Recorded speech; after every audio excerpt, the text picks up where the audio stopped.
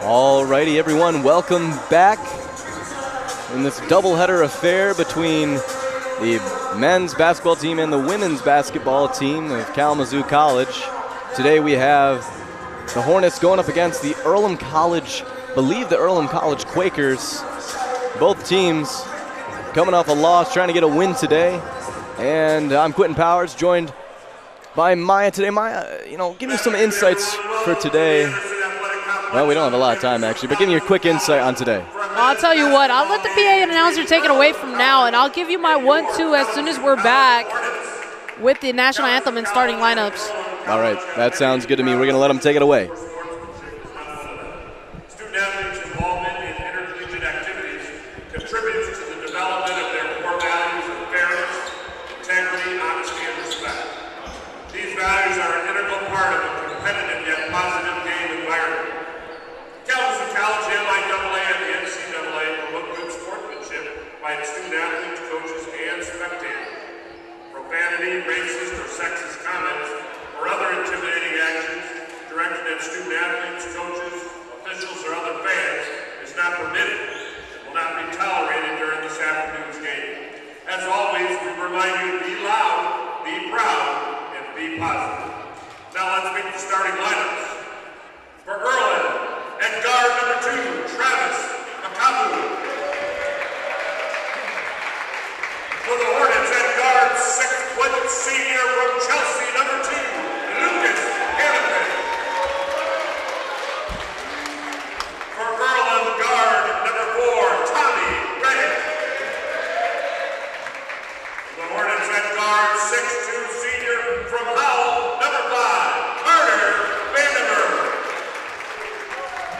For Earlham, at guard number 9, Bud Davis. For the Hornets, at guard 6'5" junior from San Diego, number 23, Patrick Perez. For Earlham, at guard number 11, Connor Smith.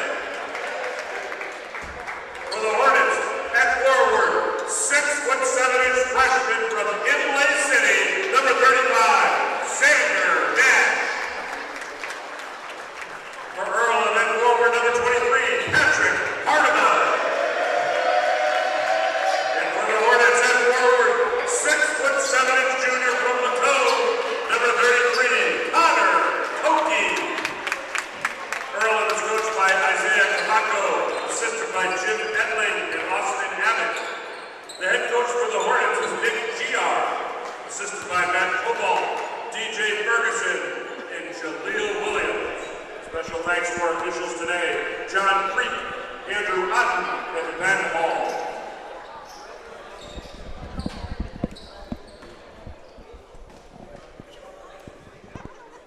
Alrighty, Maya, let's hear that take. I'm curious of your thoughts. Well, I'll be 100% honest with you, right? Like, when it comes to basketball, I feel like there's so many moving parts. There's so many moving things that can happen. I think really what the Hornets are going to have to focus on is just having a clean game. I mean, in terms of stats, they're a little outweighed right now as the tip is going to go off to Earlham here. But, I mean, they just got to keep it clean. They got to keep defense on point. I mean, you're seeing already that it's going to be a quick start. So it's kind of how they can control the tempo and not let it get out of their hands. Earlham known to be a big kind of system team here, and Reddick is going to lead the way with points today. And 3 ball comes from deep early in this one from Smith. Smith just a little off target. And now Nash, the freshman future of this team, gets the board there. Now we see Perez on the outside looking for Koki with a little bit of a height advantage. Perez, though, a great move over top of Smith. Shown his finesse early in this game. Yeah, really good movement from Perez. He noticed that Koki was no longer a lane that he can go to, so took the shot himself. Made sure to get some good room, too. Overall, a great play. And Nash, good defense there. A tough pass from Bandemer. Now Hannafin and Bandemer going to have to make up for it. Shooting over Koki. Number 2, Makabu over Koki. That's hard to do when you're at a height disadvantage, and then when you're going up against Koki. Koki, so good at that paint, just so good getting his hands up defensively, really strong for the Hornets. And now Koki trying to do some work, finds the outside. Hannafin is wide open, just a little short, but Perez, big rebound. Ooh. And now we have a call going back towards Earlham. Perez, I guess, a little too much body in the paint there. Yeah, and everybody a little bit confused as for the stands, and over there on the Hornet bench, wanted the call to go the opposite way. Perez also a little bit confused there, but you're going to have to work with the call that you get. And Giard, yes, he's asking umpire Andrew Otten on that one. But Earlham still has the ball, and Bud Davis has passed it up to Hardiman. Hardiman finds Davis. Davis, a quick turnaround. Jay misses that one there, and now Bowling is in. Haven't seen a lot of him this year, certainly capable. And Perez gives it back up to Hannafin. Hannafin going to be leading the offense today. Finding Bowling, a true center for this team. And Hannafin lets it fly. Short again. That one goes over top of the backboard, so out of bounds to Earlham. Kalamazoo having a little bit of struggle trying to find their stride early in this game. Yeah, and you know, the same can be said for Earlham. Just really, I mean, it just seems that they keep going to this quick tempo shot, and I think they just need to take a second, set their feet, and then get the shot off. They're having a little bit of trouble making it drop right now. And the screen on the inside lets Makobo to get open. And that turnaround, Jay, is nasty over top of Vandermeer. You know, I said how Earlham's having a little bit of trouble. That's everybody but Makobo. Like, really, really good work so far from him in terms of that paint work. And now Perez going right back at it. Little step through. A nice lay from Perez. He's been quieter in the last few games. Does get a lot of playing time, but all confidence in Perez. Now Earlham trying to answer right back. Lost the ball. Reddick, though, still has it. Passes it back out. Hardiman with a deep three. Bang. Early in this one. Yeah, and that makes a statement, right, especially when you're so early into this game. If you can get that three to fall, your team is going to set out a lot better than what you think. And Xander Nash, a three-point shooter of his own, going to work, and a tough pass goes to Makobo.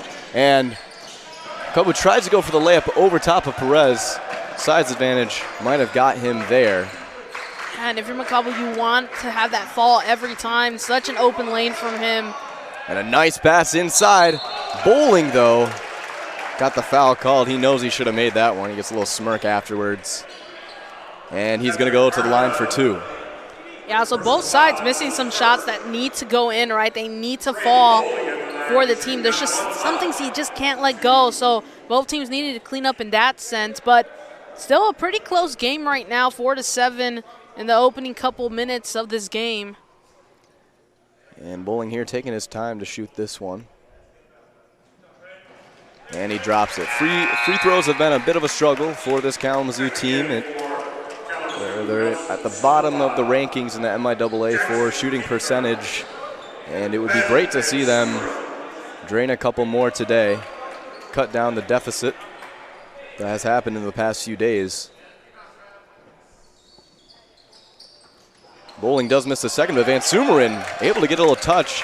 And now Sompa passes to Kiefer. Kiefer, the shooter, lets it fly and drains it, giving the Hornets a lead by one early in this game. You cannot leave Kiefer open for that long with that much space, with that much time. He is going to drain it every time. Now Earlham running their system. Kalamazoo applying a lot of pressure here, but a fantastic pass from Bud Davis to Reddick on the inside. Man, that's textbook. Yeah, and Reddick just floating in the air. I mean, so much hang time. There's not much you can do with that. Now Nash pressured pretty heavily.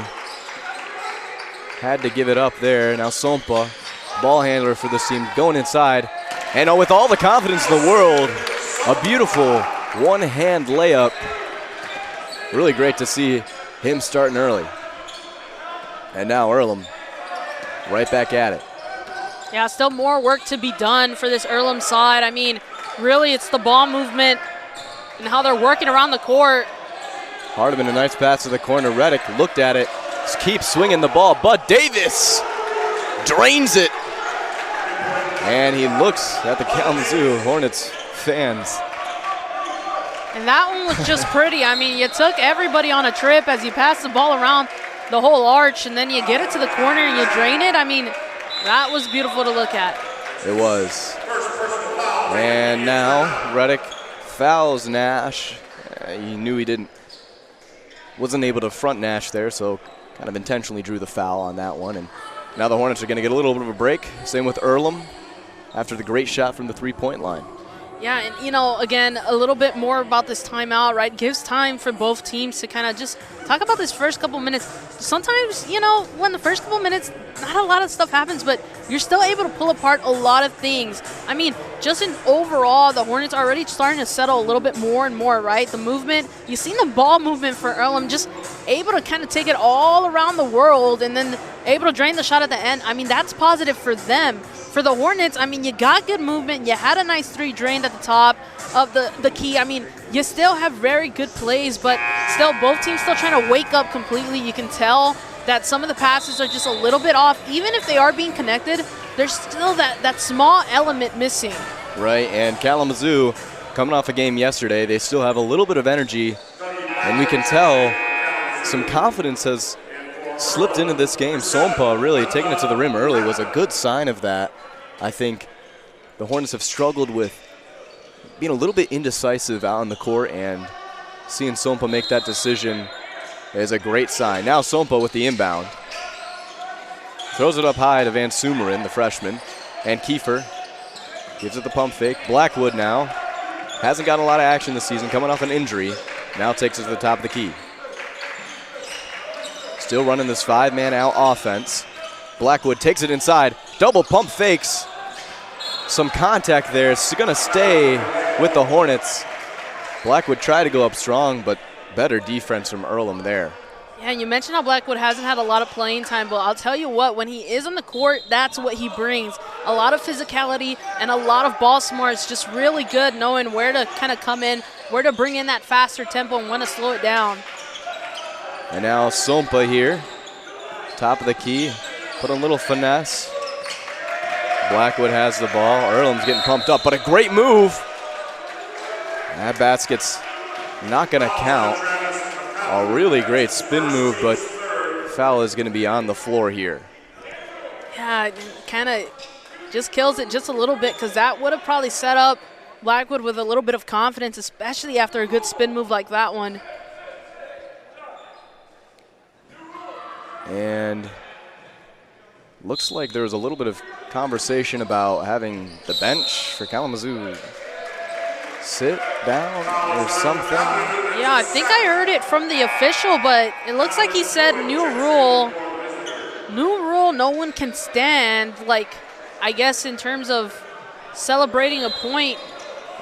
You know, there's been a lot of new rules these referees have been implementing, trying to keep, and Kiefer with a deep three, little short there.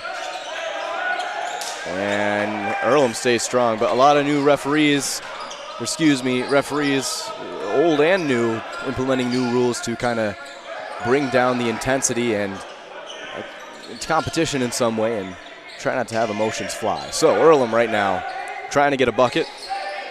Macondo has it, passes it out to Newton. Newton right now going to work on Blackwood. A big hop step, unable to make anything happen. Newton passes it way out there, and Sullivan just off on the three-pointer as the shot clock came down. Van Sumeren, though, got to get rid of this one. Sompa to Blackwood. Blackwood to Kiefer in the corner. And the fouls racking up early. Yeah, and it just seems like every time Blackwood gets the ball and every time he has such a good drive and he has his play in mind, he gets fouled earlier in the paint, and then it's just not going to count for him. Right, and to be honest with you, this could be a part of the game plan. If you see a player blow by past you, committing the foul essentially stops the bucket from dropping in. Sure, you'll get to the line eventually, but again. Now Van Sumeren loses it. That's a turnover early in this one. And now we see Reddick take the ball up the court.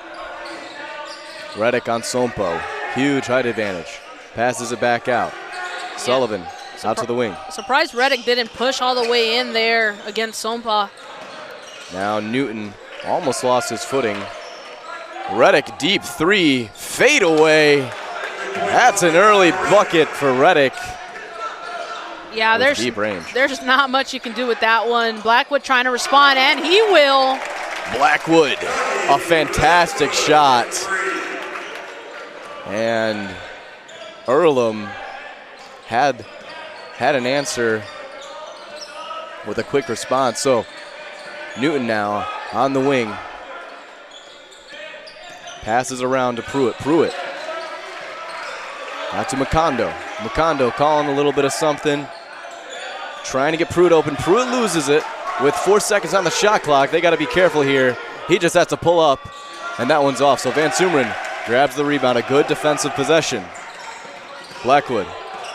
He going to let it fly again, and he does. This one's just a little off, though. Yeah, and I kind of seen that coming. You seen when he kind of took that stutter step backwards. Looked like his ankle just wobbled a little bit, so he was a little bit off center, a little bit off balance, you could say, and that shot doesn't drain for him. Now Pruitt looking for the cut. Doesn't find it. Reddick, deep three, just a little short. And the Hornets cannot let Reddick get comfortable. I think as of now, they're going to have to start applying a little bit more pressure onto him when he gets kind of in that three danger area. Blackwood, tough drive in, shows his strength. Talking about this yesterday, Maya. He is very strong on the court. He's a presence to be known. Yeah, Dougie Blackwood, someone that Earlham for sure has to keep in mind. I mean, you got to come up with an answer if he's going to continue to drive into the paint. And now Blackwood on Reddick. Reddick, turnaround Jay. Tough shot. Stevens grabs the rebound. And now Sompa takes it up. Stevens top of the key, trying to start something. Takes it inside. Really nicely done, but just a little off. And Newton here. Really nice control of the ball, unable to complete the shot. Yeah, and I think I got to kind of attribute that to some decision-making. Newton maybe should have dished it backwards or slowed down. He was all by himself and didn't look like he was all set to kind of take the layup. And the scoring has slowed as we hit the 10-minute and 45-second mark. We're all tied up here at 15. We've seen a lot of goods, a lot of bads from both teams right now. Yeah, 100%. Like I said, transition game has been on point right now for the Hornets. I think in terms of transitioning from that defensive movement to that offensive game, they have been really on point. I mean, Dougie Blackwood has just been crazy as of now on the paint. I mean, you mentioned it how yesterday he did the same, right? And this is just a common known thing. Again, coming back from injury, he's getting more playing time. He is just not to be messed with too much on that paint. There's not much you can do. You just got to come up with an answer on how to handle that situation. Even for Earlham, though, I mean, still a lot of positives, right? You got good movement. You got good ball movement. You got Reddick getting comfortable. As soon as more players get comfortable, then that becomes an issue for the Hornets. So it's kind of how each team can answer each other, right? They got questions on both sides. It's just about coming up with game plans to kind of shut down each side. Each side has great players, and each side needs to have even better answers. 100% agree. And Blackwood is going to take a seat for now. And I quickly like to acknowledge these pretty sweet alternate jerseys Kalamazoo is rocking right now. I really like them. I don't know about you. Yeah, I actually really do. I like when it's like a harsher black border. It really separates the clothes from the player. Right, with that gray. Anyways, Earlham, a really, really nice dish. Unable to finish. That's one he's going to want back. Now Stevens losing his handle. Holds on to it, though. Caleb Coates, the freshman, is in. Stevens near the top of the key. A nice drive in. Takes the contact. Going to be called for the foul. I almost thought it was going to fall in. I mean, with the luck that the Hornets are having, I thought maybe, hey, you might get a lucky bounce into the net there. Right. And now Stevens at the line here for two. First one drops. And Stevens, although he doesn't start a lot of these games, he is known to be also one of those physical presence and also really known for his ability to score at will. You know, really able to score whenever they need. And this other one doesn't drop, so he's 1 for 2 at the line, but it does give Kalamazoo a 1-point lead. Hannafin is in. Newton has the ball. Gives it to Paul. Paul, top of the key, tries to find the cut. A really nice pass. Shot just doesn't fall for Bud Davis. And Perez loses it. Stevens falls on it. And looks like they're going to be called for a foul, actually.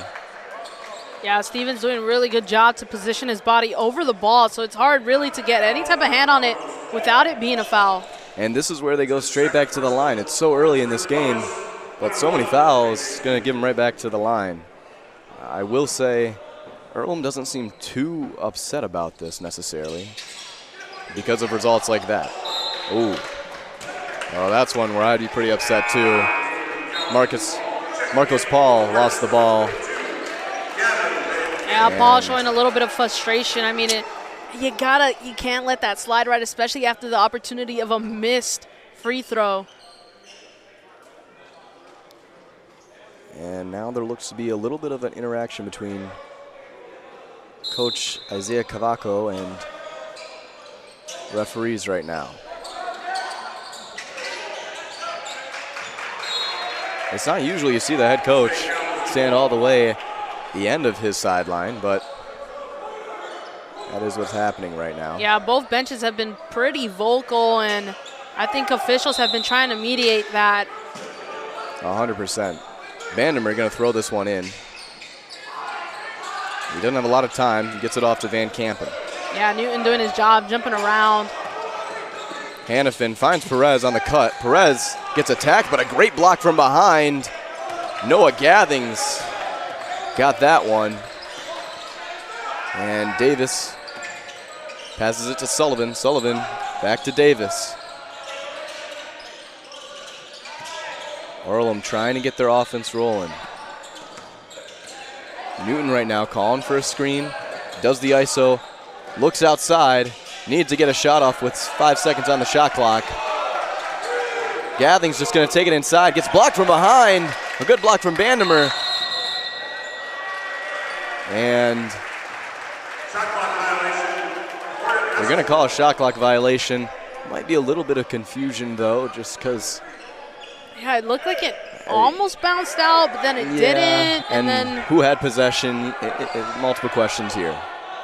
Either way, shot clock violation is going to hand it back over to the Hornets, seeing if they can try to work something. I mean, they've had pretty good ball movement, and it's going to cut me off there. And Hannafin just lost that one. A little inaccurate on the pass, and Newton's going to be coming out. And Colby is going to come back out. Excuse me, Colby, I believe. And now Bud Davis showing his finesse with his handles. Calling around, trying to run his offense. Colby. A lot of communication from this Earlham offense. But time is ticking. Gathings gives it back out. Davis, only 5 seconds on the shot clock. Going to be called for a foul here on the floor, I believe. Hannafin might have just put a little too much body. And they're going to call this one on the shot. So Bud Davis going to take a pair here. And this Earlham College, we know and we knew they were a system offense. But if you can't get a shot off in time and you're always kind of seeing the shot clock tick down, you're not going to be able to get a whole lot started. You have to force shots, which is nothing you want. Yeah, that's something that the Hornets have been doing really good as they get the rebound here and try to push to the offense. And Vandermeer, known for being one of the leading scorers on this team, gives it to Hannafin. Hannafin, a good look, but unable to convert. Now Sullivan at the top of the key, gives it to Colby. Gathings has it. And a wide open shot just off the mark. And I was just about to mention how the ball movement that Earlham has can sometimes trick you into thinking that they're moving at a really fast tempo, but I think it's actually the opposite. The Hornets moving a lot quicker than Earlham, as that one's going to drop. And Van Kampen, he's been quiet this season. They've wanted to see a lot out of him. And now he shows his ability at that tall stature. Yeah, but as I was saying, the Hornets doing a really good job of kind of slowing down their play. I mean, really breaking it up defensively. And Bud Davis with a wild move, but unable to have any result. And Xander Nash converts good defense into easy offense. Yeah, that's that transition game that I was talking about, right? Oh, yeah. And Nash, role increases every single game he plays. Sullivan gives it to Colby. Colby back outside to Hardiman. Hardiman, both players kind of lost the ball there. And now a deep three, a forced shot from Gathings. It's not the shot you want to see there. And Sompa now got hit from behind. Van Kampen doing a nice little hook shot. You like to see him take those, but doesn't convert there. Yeah, it just doesn't fall. But again, seeing those positive plays, though, I mean, that's something that you got to highlight if you're the Hornets. You got to notice that you're able to make those plays. It's just that final third that you're unable to convert on just yet. And now Nash is going to be called for the foul.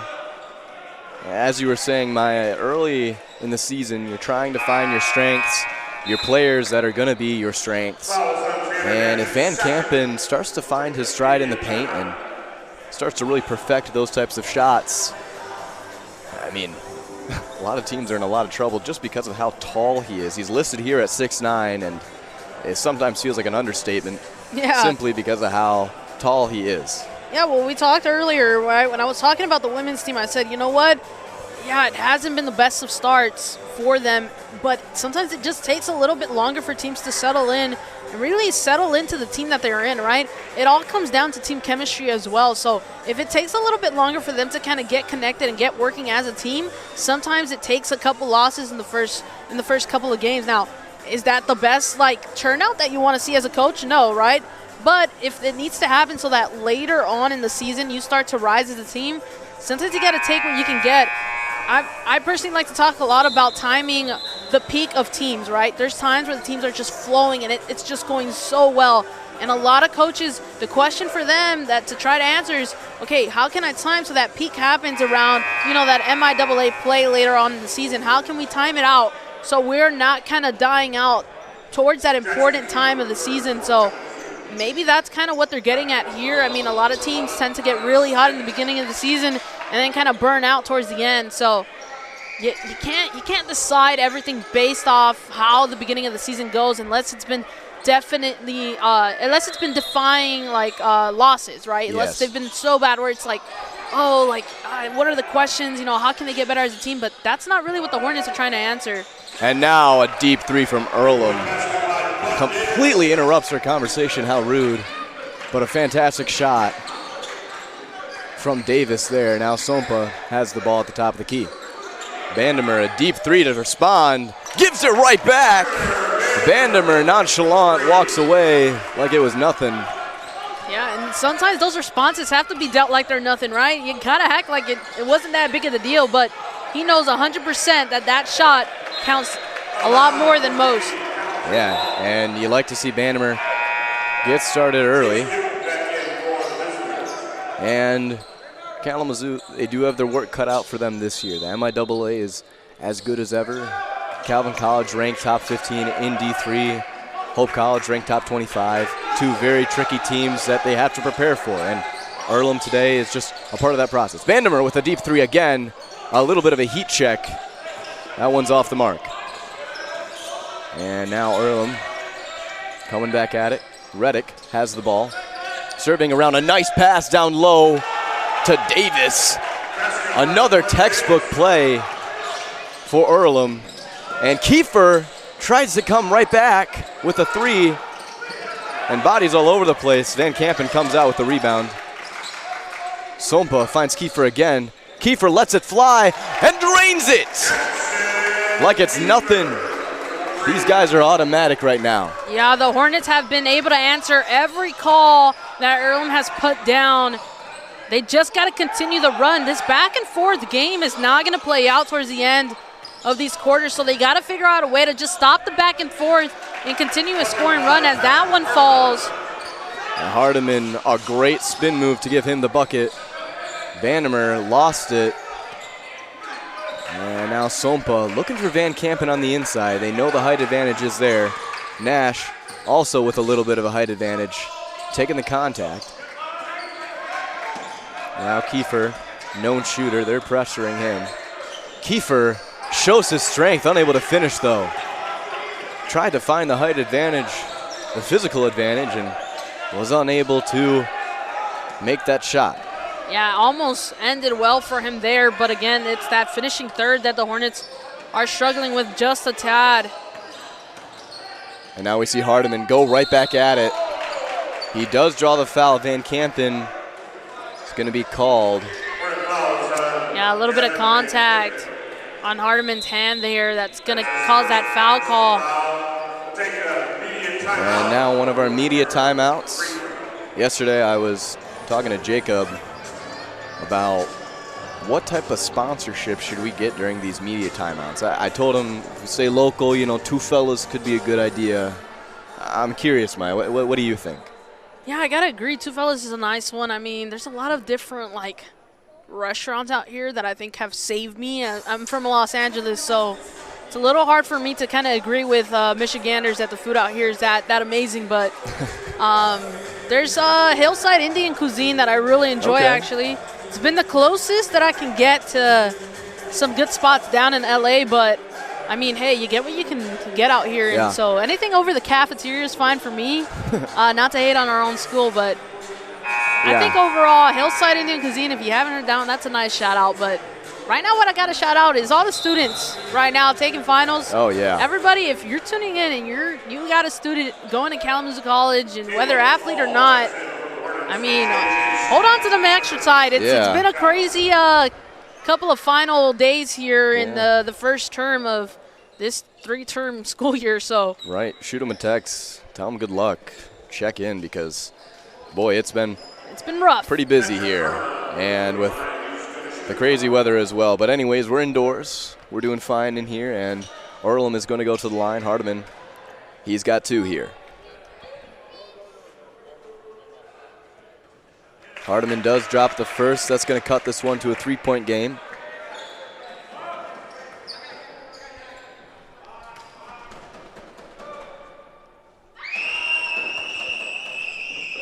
And Hardiman drops the second, even with the noise. Yeah, I got some of the crowd participation on that one. They all felt how important that free throw was. Hardiman able to shut everybody out, make it a 2-point difference. And now J.J. Stevens on the inside, almost automatic. Lost the ball, though. They're going to call it off him. Earlham's pretty pumped up.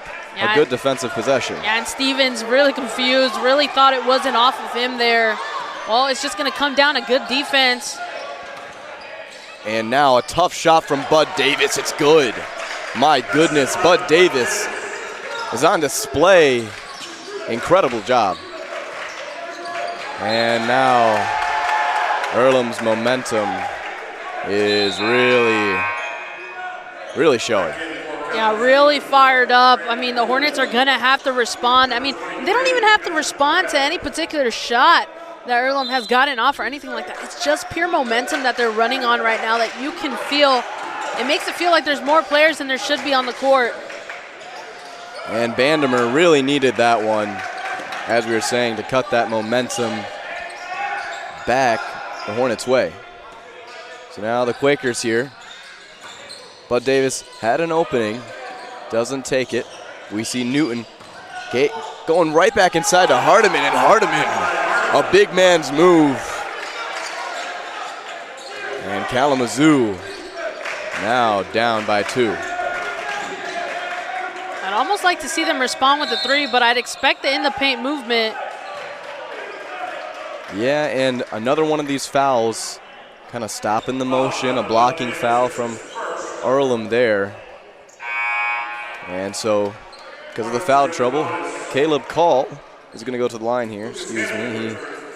hasn't gotten a lot of playing time this year, but is one of the seniors on this team.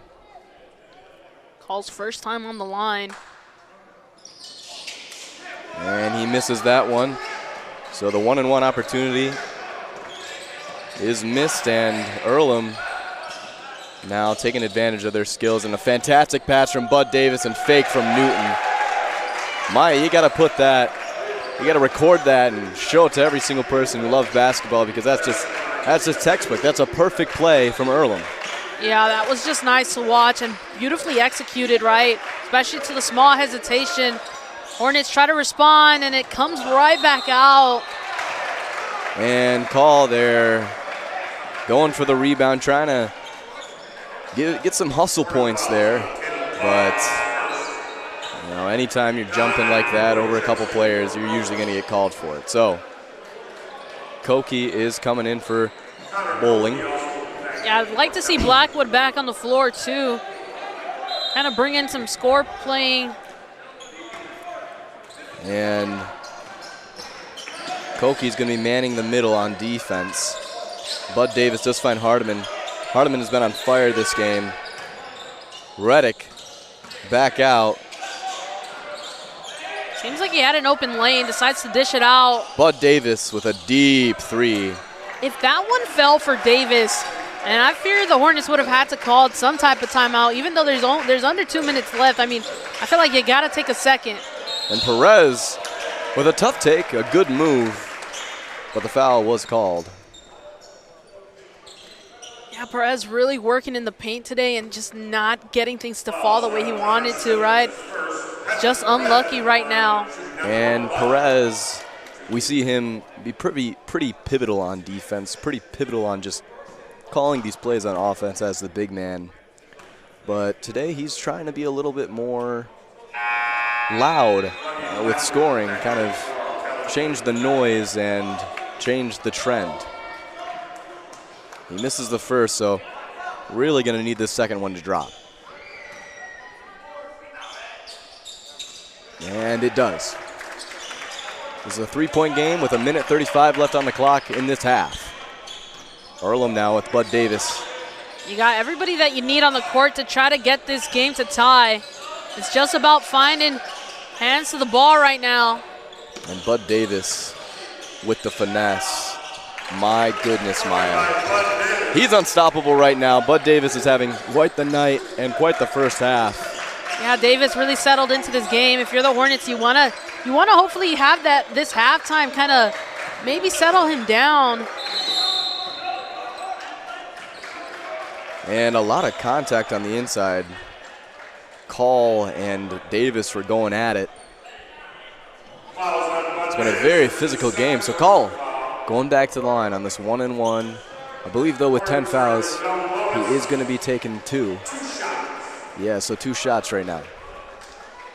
Big opportunity for the Hornets right now. And that one does drop. It's a good sign to see these free throws go in. Even though it's only 1 point, just seeing the ball go in the hoop makes all the difference. And the second one drops as well. Caleb Call making a little bit of an impact early in this one. Able to make it back into a 3-point game. See if they can really lock down on the defense, maybe get one final possession. Hardiman tried to find Davis. Thought Davis was going to flash out. And a little bit of a miscommunication.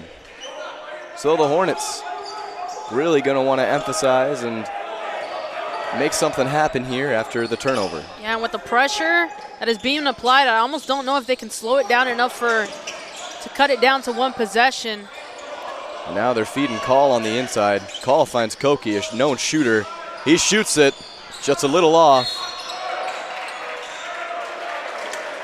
And Perez backed off from trying to go for the rebound, and it actually pays off.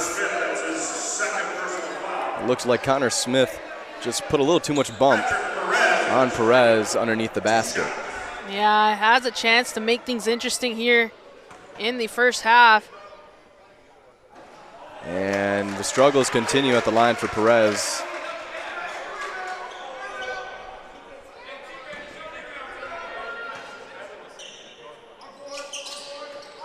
misses the second one as well. And now Bud Davis here, showing today he is really the leader on this team. And with that type of move and that type of shot, Bud Davis, remember his name, folks. Shot clock off. You got the Hornets trying to make something happen before they close out this half. Trying to make a statement. Call, step back three, little short, and a good defensive possession from Earlham. Earlham, as we get to halftime, it's an unstoppable force. And man, I'm kind of in awe right now with what I'm seeing from Bud Davis. Yeah, Davis really carrying Earlham on his back right now, able to do his due diligence. I mean, there's not a lot of words that you can use to describe his game right now other than perfect. He is running a good game. He has 14 points in this first half. Davis carrying the team with 14. Under him is Tommy Reddick with 9, and then Makabu with 5. Right on the Kalamazoo side, you have Kiefer with 6, Perez with 5, Blackwood with 5, and then Bannerman with 3. So again, you got good distribution of the point game. But I mean, when you're going against someone like Davis who's carrying 14 by himself, that is hard to answer, because there's a lot of basketball players that finish off an entire game with 14 and call it a good day, right? Yeah, especially in college, yes. So this is just it's going to be hard to answer, but it's definitely something that they're going into the locker room right now talking about. They're trying to answer the question that is Bud Davis. Right, and especially when you put so much focus on a player, and I know Kalamazoo is going to have their eyes on Bud Davis for the rest of this game. A lot of these moves he's making to the hoop, it's just pure finesse. I mean, this is, I can't necessarily compare him to the great Kyrie Irving, but these are the type of moves that he's implementing his game off of, those quick moves of the behind the back in the paint into that quick, nice little floater is just beautiful, textbook. So yeah, what I will tell you is that I can compare it a little bit to the women's basketball situation from earlier today, right? I mentioned how, maybe if you focus too much on Ruby Ogan, you forget that there's so many other great players. And this is kind of the issue that the Hornets can get into when dealing with Earlham right now, right? You focus too much on Davis and answering Davis. All of a sudden, Tommy Reddick becomes the new Davis. I mean, you got to kind of handle. You got to make sure you keep your eyes up. You notice the entire court while making sure you answer Davis just a little bit more. And now we're going to take a little bit of a break at halftime. Kalamazoo right now is down 29, and the Earlham College Quakers are up 34-29 on the Hornets. So we'll be back with you for some second half action after this brief intermission we're going to take here.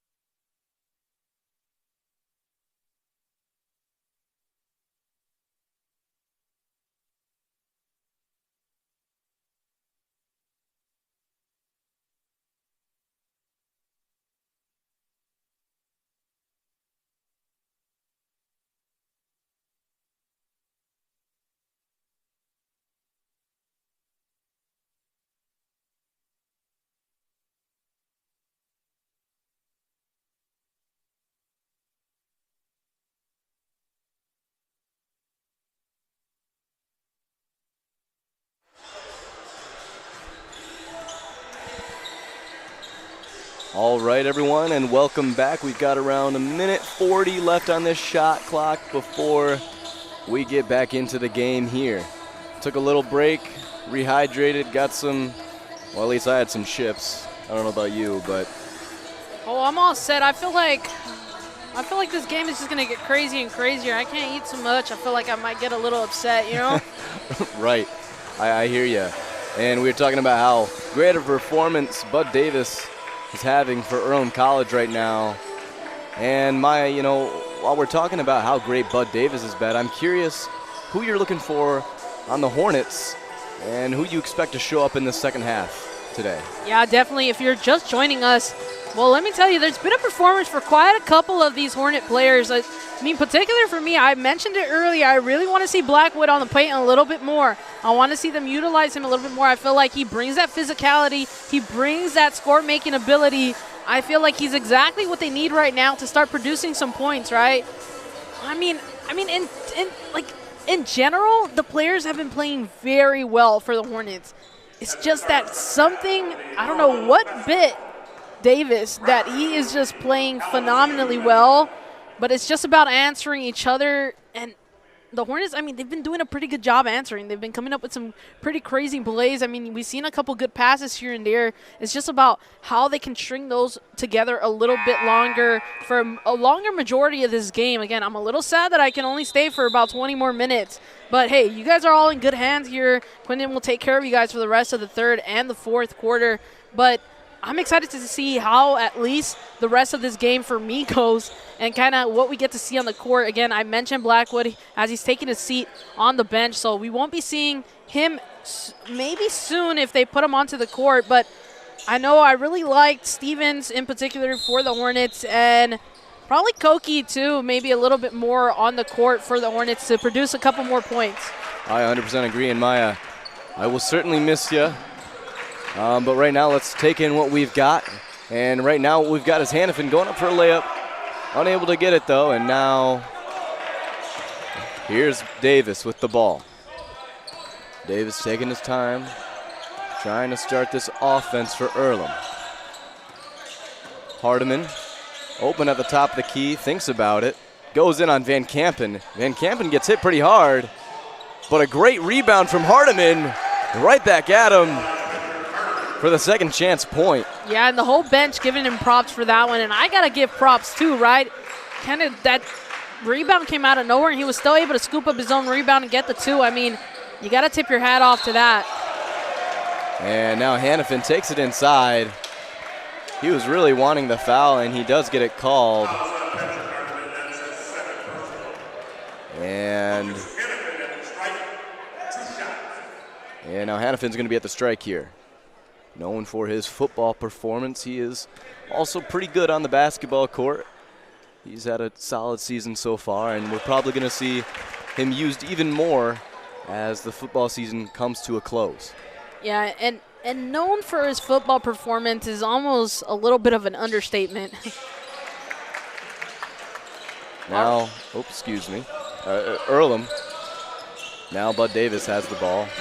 And gosh, every move he makes, he can blow by you like it's nothing. And he almost does there on Hannafin, but gives it to Reddick. Reddick, hang time up there, gets the lay. Yeah, and I mentioned this earlier, Reddick can fly, and he just is so light in the air. His hang time is actually crazy. You can't focus too much on one player because the other one starts to get excited. Well, an answer here for the Hornets. And Van Kampen gets the nice layup. And Davis loses the ball a little bit there, but Hannafin, good defense, trying to change the constant trend of Davis. Now, Cabo passes it around. Reddick has the ball, gives it to Davis, top of the key. For the three ball, it's good. Up in the lead.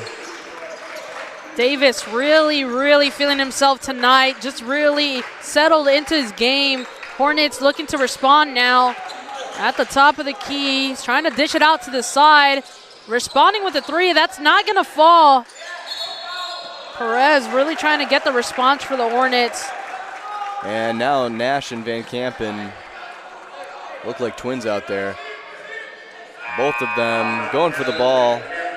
And Van Kampen's going to get the call, attempting to try to get the jump ball. Now Sompa is back in, going to have the hard task, daunting task of guarding Bud Davis. But I actually really like this matchup between Davis and Sompa. I feel like Sompa's so fast on his feet, very quick and able to move. I think this is actually probably a preferred matchup. And Sompa from Ann Arbor, he's played against some really tough players. Davis from downtown again misses it, but not afraid of those type of shots. Now Sompa going to work on Davis. Passes to the corner. Perez wide open. Hesitates. Shoots it. Air ball. And Earlham now. Chance to move their lead up even more. A deep three from Sullivan. It's good. And now their lead goes up to 11. And this is the momentum we keep talking about. And Van Sumeren came there a little too early on the screen. You had to stay planted at all times. So called for the moving screen foul, and Earlham. Yeah, but I'm just talking about the momentum here, and it just feels like Davis's game has just trickled onto his whole team right now. Everybody feeling it. It took him the first quarter to get settled, as that's a misconnection to Davis. And Davis with the extra effort on Bandemer. Bandemer able to hold on to the ball. Perez with a tough move and lay. Straight to the hoop, Perez. Momentum trying to shift it. I had to contain myself on that one. Did you see the movement? Did you see the swag? I gotta say, I hate to say it, I do have a little bit of favoritism to anybody from California. And well, now it shows it here. Perez on the fast break. Doesn't showcase anything too fancy, but sometimes that's what you need. A nice lay from Perez. Yeah, Patrick Perez, reigning from San Diego, California. From a California to another California, and I see you. Davis has a response of his own, as he always does in this matchup. Now Bandemer on the outside, then quiet today. Gives it to Van Kampen. Now Perez trying to say how. A great pass to Van Sumeren makes it look easy. That's just great offense. Good communication there. Yeah, you got to tip your hat off to both players there. Perez with a nice pass and then the good finish on the other side. Can't get any better than that. And that's tough defense from Sompa. He might be the answer to stopping Bud Davis. Bandemer with the three. Just a little bit off. Now this one.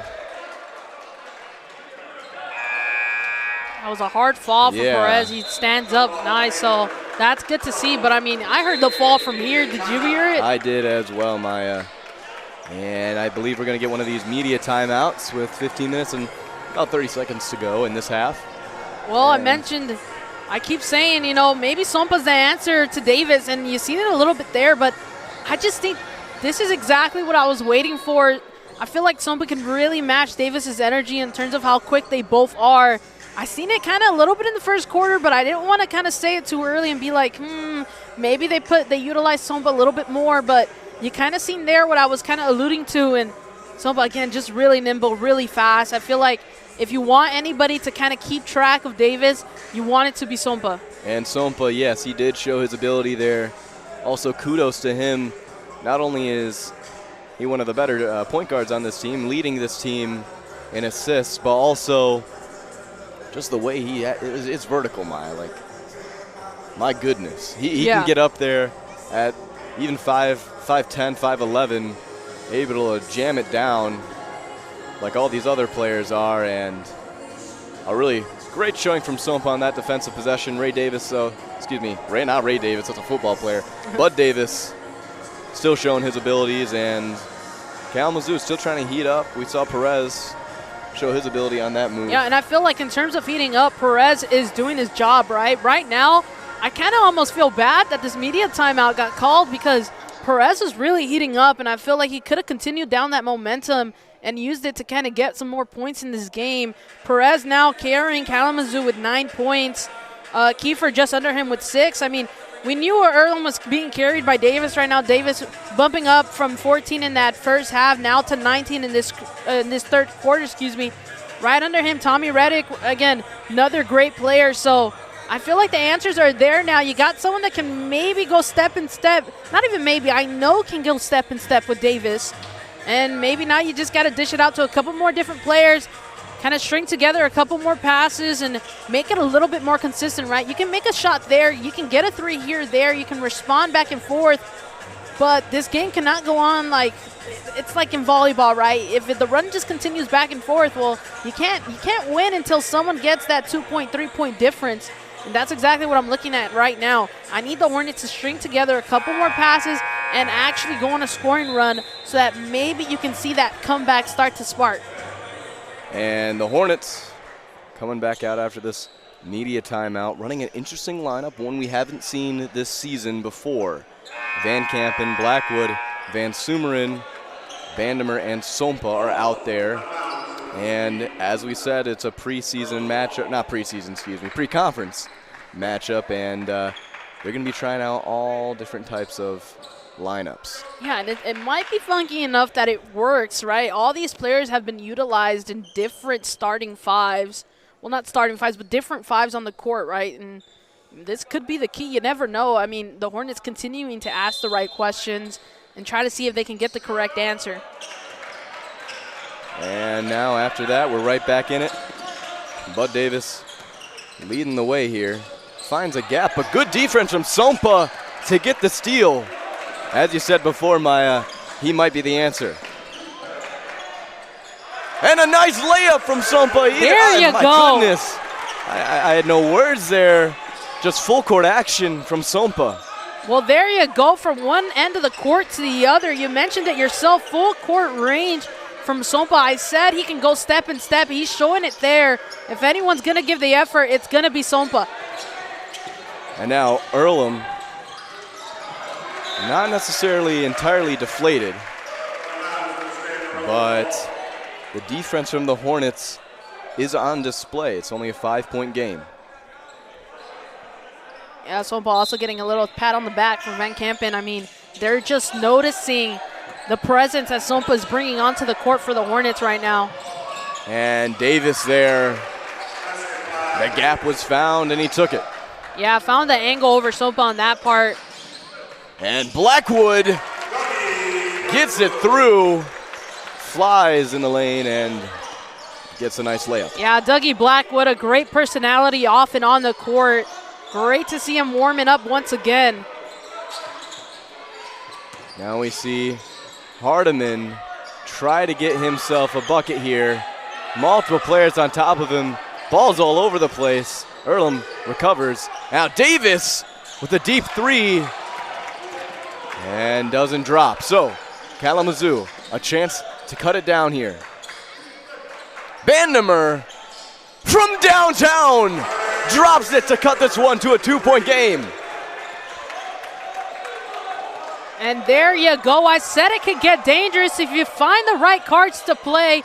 Well, let me tell you right now, the Hornets are playing a good game. And Earlham tries to answer back. Makabu, nothing on that shot. Now Blackwood has it at the top of the key. They're giving him a lot of space. If you watch the film, you don't see a lot of him. So players still trying to learn. Unable to make it, but a great board from Van Kampen. Now Van Kampen on the inside. Trying to get a backing good down turnaround. Smith. Passes out to Sompa. Blackwood wide open. Tries to take the lane. Tough pass to Bandemer, though. Now Bandemer putting in work.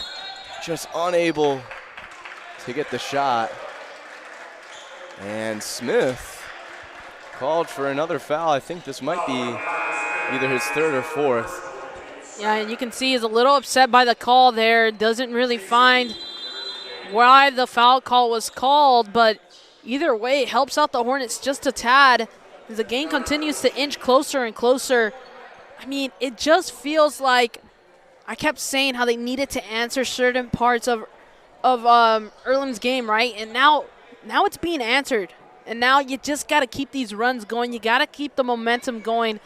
That's the next question that you're faced with is how do we keep it going momentum is so hard to maintain, and I think it's one of the most underappreciated parts of sports is just how much momentum can carry a team.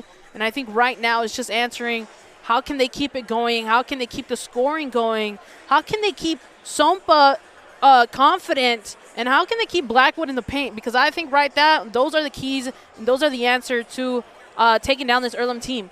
And as you said before, Maya, this is a game of runs, just like volleyball.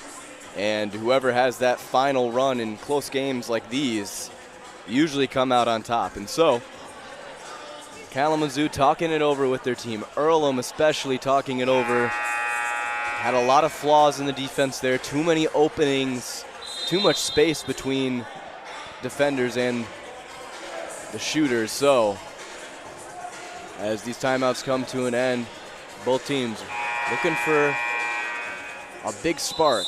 And we know none of these players are very shy to that spark. Yeah, just about ready now coming out of the timeout. And you kind of seen it shows a little bit of confidence which team comes out of that huddle first. And right here, Earlham making sure to break the huddle first before the Hornets. And, I mean, you can only see if that's effective until after the starting whistle, as this one's going to get brought in by Sompa. And Sompa looking deep. He's got to throw this one in. He's got like maybe a second, and then he's able to. Van Sumeren, he's going to be called for the travel, but he just lost all traction on the court. Yeah. Unfortunate. It just felt like something swept him off his feet a little bit. Kind of came to a tumble. And you see Davis and Sompa feeling out that spot. Sometimes it just happens, and not the greatest time for it. Sometimes it's just an awkward step, and then you kind of just, your knees buckle just a tad. Earlham here. Reddick passes Sullivan. Now Newton has it. Newton, Reddick was wide open. But Davis, deep three, connects in Bandemer's eye. Stares him down afterwards. 5-point game now. Bandemer might be trying to get an answer of his own. Finds Van Sumeren on the outside. Van Sumeren not afraid to shoot it either. Goes on the ground again. Had to give it up. Sompa, a little bit of space. Takes the nice shots. 15 feet out. Sompa, yeah. It was Sompa over Davis, and it just looks like they keep answering each other's call. A good shot for another good shot. And Reddick, he's been a little bit quieter this game. Now finds the opening on the inside. Perez had to foul. It's one of those moments where you could call that a good foul. Yeah, I gotta agree there, right? It's about when you're gonna foul and how you're gonna foul. Utilized his timeout right there, media timeout now, but utilized his foul right there very well, able to break up the play. So I think any timeout, any foul call that you can get that can kind of break up the opposing team's momentum, that's something that you mark down as something positive for your team. 100%. And now it's going to make Reddick try to earn those at the line.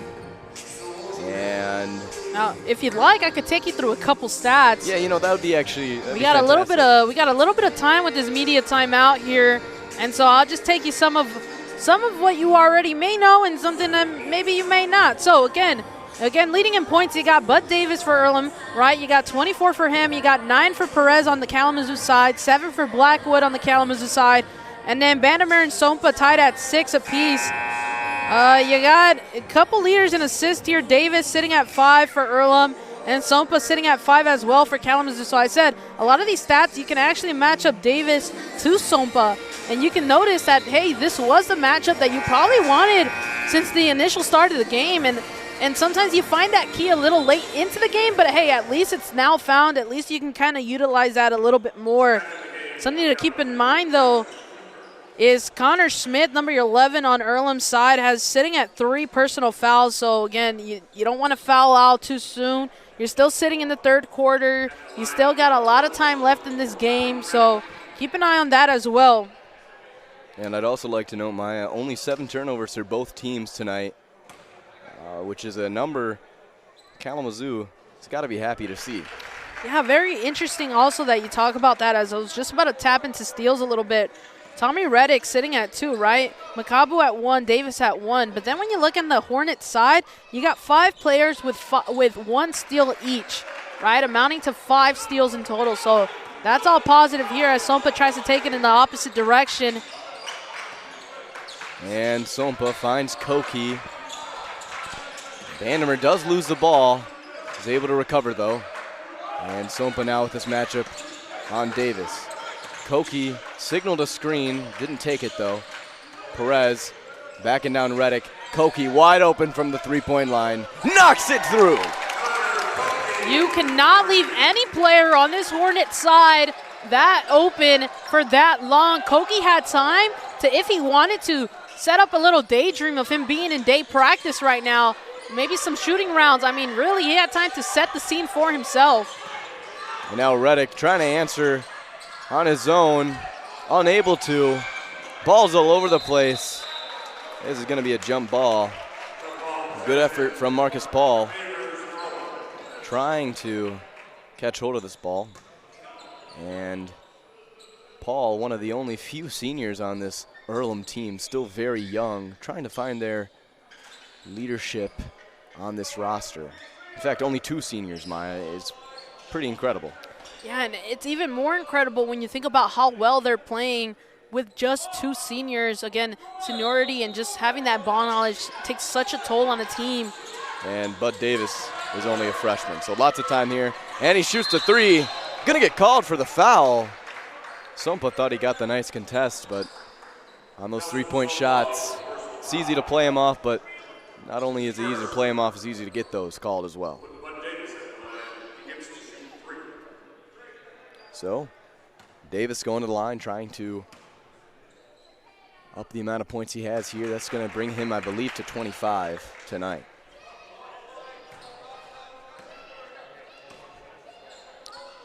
And we see the Hornets bring in Kiefer, the known shooter on this roster. Weirdly enough, though, Davis sitting at 0 for 2. So not the strongest free throw percentage for him. And now Sompa tried to find Koki on the inside, but Perez, who's been pretty solid, gives it out to Kiefer. Kiefer unable to connect. He'll take that shot all day, though. And now Newton has it. Newton, little ISO game, had the lane, and a great steal by Koki. Koki doing so good positioning-wise right there. And Vandermeer had some space, but just didn't have control of the ball. Kiefer, a little too much contact, I believe. Yeah, so Kiefer is going to be called for it there. And not necessarily the most necessary foul, but he's going to the line to connect those. Yeah, definitely not something you want to give up, especially when it was a 4-point game, right? That's potentially right there. That's just two points right there. I mean, 2-pointers, you can kind of clean it up very nicely, but now it's building a little bit more, and this third quarter's finishing out a little bit wider than you'd expect the gap to be. And now they're taking Bud Davis out to get a little bit of a break. He's been in this whole game. Sompa calling out the offense, looking for Koki right around that free throw line. They find him. Hannafin goes around. Back to Sompa in the corner. Sompa has to reset. Now we see Sompa. That classic mid-range jumper is good, as it always is. I mean, he almost doubled his height with the jump he got on that. And now Newton going to be the lead ball handler for this Earlham team. Sompa with a nice little tip, and Nash gains the contact for the foul. So Nash going to have to earn him at the line here.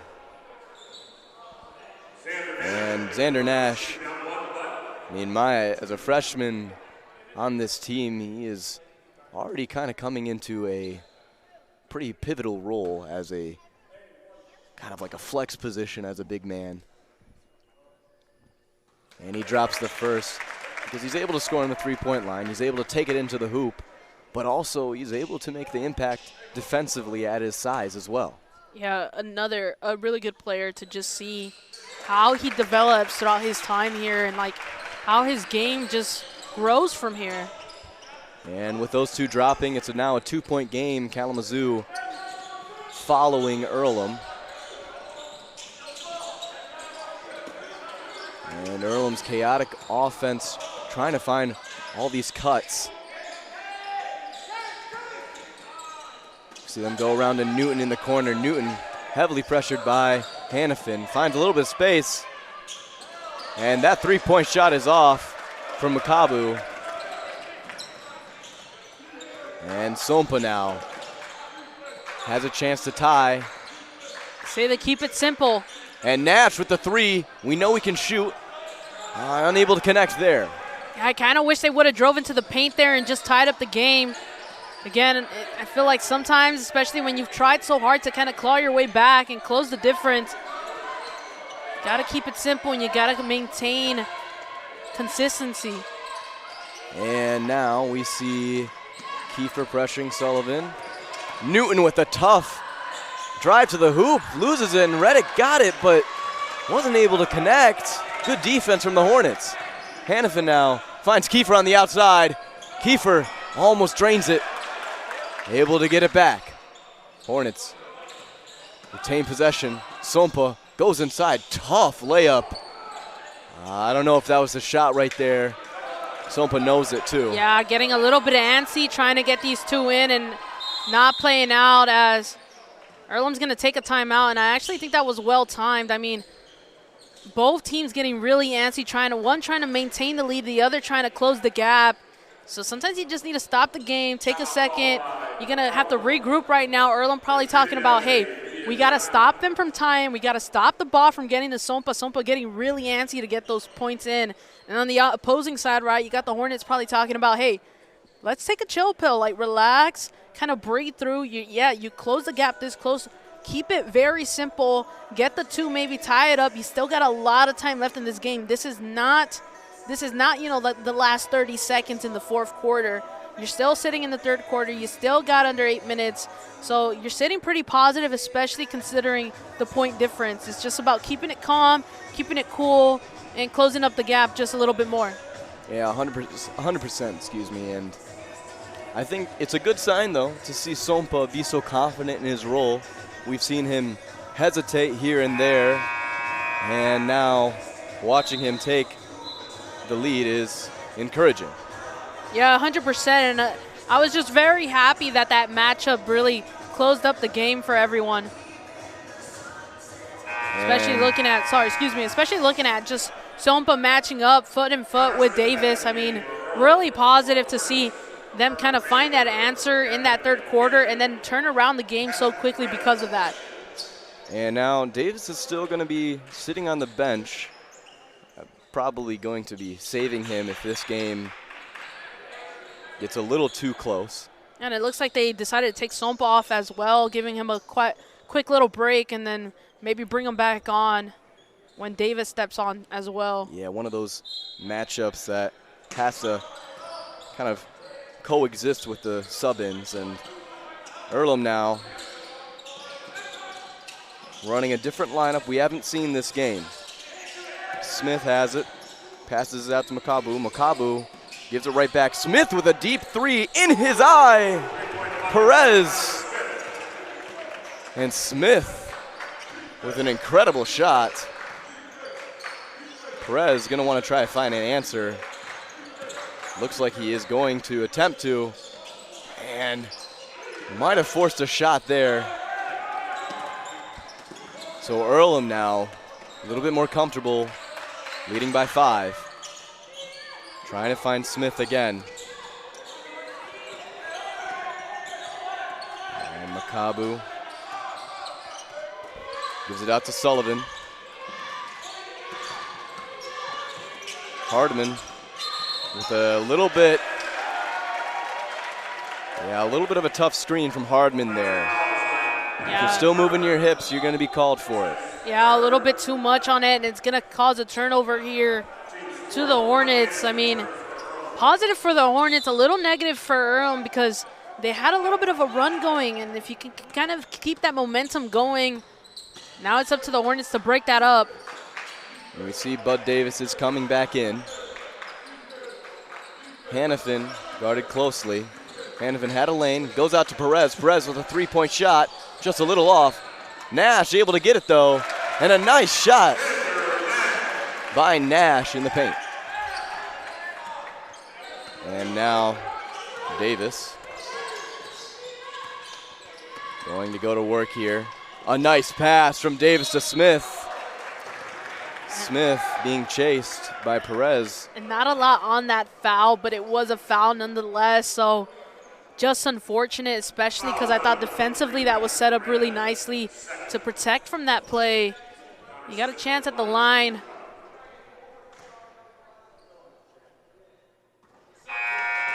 And he drains that one. Now we see Reddick coming in for Sullivan, and for the Hornets, Blackwood coming in for Perez. Maya, you're talking about seeing Blackwood be a little more physical in this game and make that sort of impact. Maybe this is his time.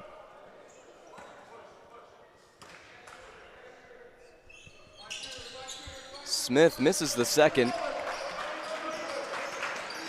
And Hannafin now going to try to lead this offense. Blackwood in the corner. They're giving him space.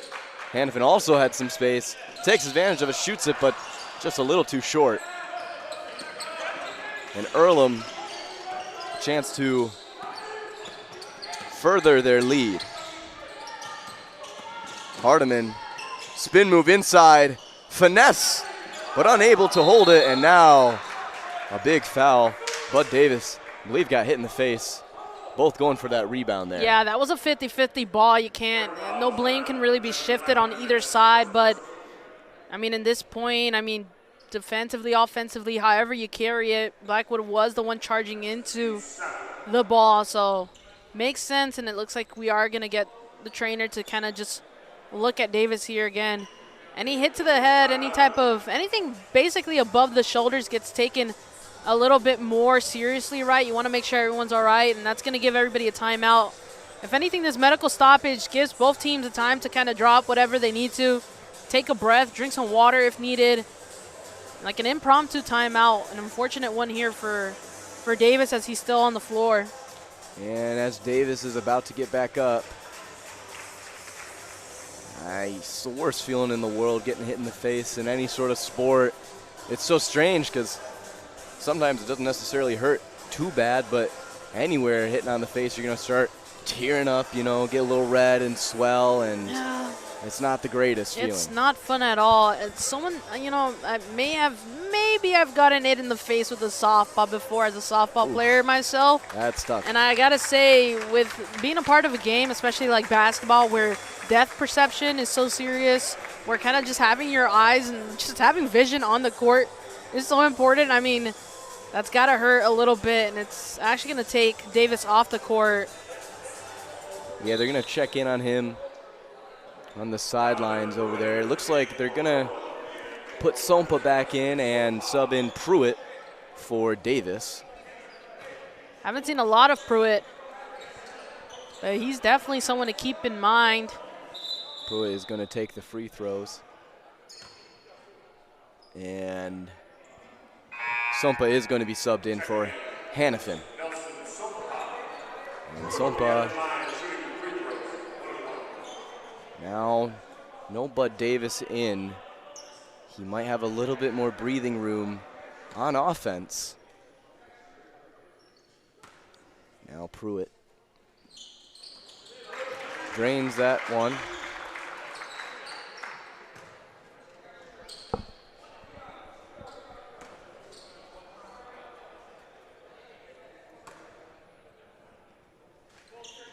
And sinks the second. Well, Pruitt does his job coming onto the court for Davis, able to sink the two. Now Blackwood aggressive in the corner, trying to put work on Reddick. Very vocal, moving around some people on the court. Van Kampen gives it up to Nash. Nash out to Blackwood. Blackwood has some space, takes it in, 1-2 for the lay. Really nice job by Blackwood. Yeah, really, really nice to look at. It was like a partial Euro step, kind of swung it around, and then there you go, it was in for 2. Now Pruitt hesitates to shoot the 3. Reddick, though, coming inside, puts way too much on that ball. Van Kampen does lose it, and Makabu is going to be called for the foul.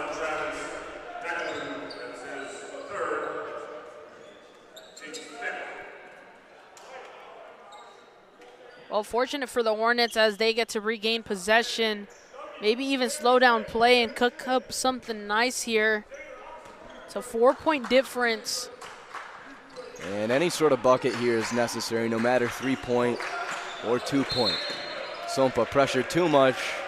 Pruitt's going to be called for the foul, and he knows it too. Yeah, not sure if that was intentional, but if it was, that was not the best of calls. Don't know if that was just a lot of high intensity from Pruitt. And we'll see here if that intensity continues. And it doesn't, so Nelson given a little bit of room. Now Blackwood on the outside, comes inside. A nice turnaround jump shot, just a little too short.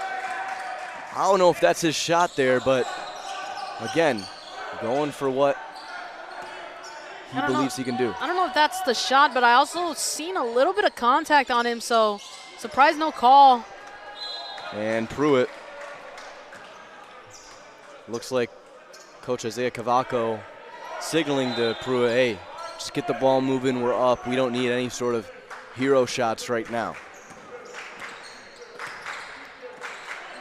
Nelson Sompa gives it to Van Kampen. Now Blackwood on the outside, given some space. He drains it. One was bound to fall, and it does in crunch time here. There you go. Blackwood coming in clutch when needed. Already showing his power in the paint. Well, he wanted to remind everybody just about his work out there on the top of the arc. And now Earlham struggling to find a basket. Makabu, 6 seconds, a deep 3 from Smith. It's good!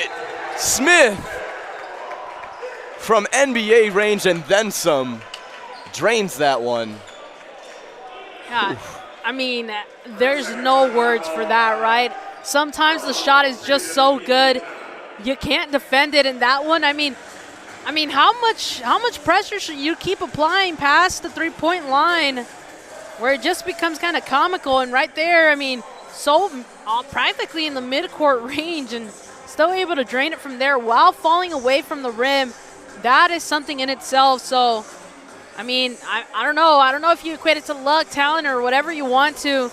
Something the Hornets got to keep in mind is that range from Smith. And that's another moment as a coach. How do you tell your players what to do, how to guard that? And not necessarily the defense's fault in those cases, because the clock's ticking down at 4 to 5 seconds. And when you chuck up a Hail Mary, especially as a great shooter, your chances of that going in increase, and just a real tough situation to be in overall. Yeah, it's hard to handle, but I think, you continue what you're doing more often than that. I think coaches just like to be like, hey, you know what? That's a shot. That's a great one. You kind of tip your hat off to the player and you continue doing what you're doing, And then you make sure you don't give that opportunity up twice. Now they know they got to pressure him a little bit more. Now Sompa down by 4. They've been in this position for a while. Has some space. Gives it outside to Bandemer. Quiet this game. Now Van Kampen trying to put in a little work of his own. Has to go back out to Sompa. These quick sets are working for the Hornets, but have been stopped by Earlham. Blackwood keeping his footing for the nice layup. Patience from Blackwood. And a really great move there to cut this one to 2. Blackwood having a night right now, just really showing off his stuff. Reddick has some space. Big pull-up, no good. Yeah, big pull-up and big fadeaway as well, and I think that kind of is what messed them up just a little bit. And now within 2, Kalamazoo needs a bucket. Van Kampen signaling for Blackwood. You got to keep feeding the big man, Blackwood. He takes it in. Powerful. 1-2. How does he make that? How does that go in, Maya? How That's does incredible. that fall? A tough shot through all the contact. I mean, come on. And Blackwood. And he is just having a great time on the court. You've seen him smile after the shot. I mean, this is just amazing basketball from Blackwood. And we're all tied up at 66 here. Pruitt gives the sidestep 3-point shot. And Nash now keeping the speed up. Almost loses it. Finds Sompa on the outside. A great pass from Nash. But Blackwood again having the ball. Reddick putting so much pressure on him. And Blackwood, big contact there. And Smith, believe, hit his ankle pretty bad. Yeah, unfortunate. I think it was on the come down right from the jump, trying to get good positioning on Blackwood. He came down on his ankle a little awkward. Definitely is gonna have the trainers take a look at that one, but more and more positives for this Hornets side, right? Just really just building. I mean, I hate to say it, but really building on Blackwood in his game right now, really building on his momentum, the momentum that he's carrying for the team. I mean, that is just positive all around. It does, I mean, maybe you take him off the court, maybe you don't. I mean, either way, I think you got to get another 2 on the board at least. You got to break the tie. You got to get out of the deficit because it kind of seems like we talked about it, right? They just keep sitting at that 4-point deficit. They bring it back up to 2. This is the first time that they've been able to tie it. Now it's just kind of, can they break this loop? Can they break out of the cycle? And we see Connor Smith stand up and walk this one off. And it seems to be his ankle, a little ankle sprain possibly. Yeah, and that's good to see, right? Anytime a player can kind of get up by themselves without any help. And now the injuries for Earlham, making this an interesting situation. Smith, known for draining his threes. Davis, known for just controlling this game. Losing 2 very pivotal players. Looking at the lineup now, we know Hardiman can step up. We also know Reddick has been able to step up in previous games. Pruitt, they bring him back on. He's been doing his job every now and then as well. So you got players that you can kind of take up those positions, but you still miss the power that you had on the court. And Blackwood is taken out, giving him a breather. Now we see Hardiman, a fake on, ooh, this is going to be called for a foul. Perez, a little too handsy, I believe, but Van Kampen putting the pressure on with Perez. And the Hornets now 8 fouls in this half. They've really just started to add up. And with those long halves, that's just how it works. And Hardiman misses that one.